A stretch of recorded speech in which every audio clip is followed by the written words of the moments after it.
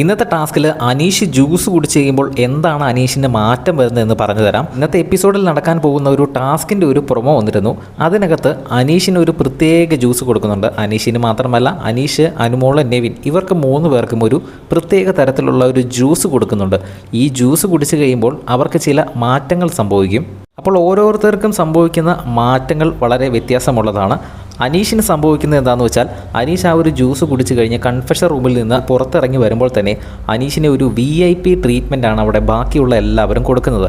അനീഷിന് ഓടിച്ചെന്ന് കൈ കൊടുക്കുന്നു. സാർ വരൂ സാർ എന്ന് പറഞ്ഞ് എല്ലാവരും കൂടെ ആനയിച്ച് ആ ഒരു സോഫയിൽ കൊണ്ട് ഇരുത്തുന്നു. അതുപോലെ തന്നെ നൂറ വന്ന് സെൽഫി എടുക്കുന്നു. ഒരു സിനിമാ നടനെയൊക്കെ സമീപിക്കുന്നത് പോലെ, അല്ലെങ്കിൽ ഒരു വലിയ ഒരു സൂപ്പർ സ്റ്റാർ, ഒരു VIP മെമ്പറിനെ സ്വീകരിക്കുന്നത് പോലെയാണ് അവിടെയുള്ള മത്സരാർത്ഥികളെല്ലാവരും കൺഫെഷൻ റൂമിൽ നിന്ന് ഇറങ്ങി വന്ന അനീഷിനെയോട് സമീപിക്കുന്നത്. ഇതിലൊരു ട്വിസ്റ്റ് എന്താണെന്ന് വെച്ചാൽ, അനീഷിനോട് പറയില്ല എന്ത് മാറ്റമാണ് സംഭവിക്കുന്നതെന്ന്.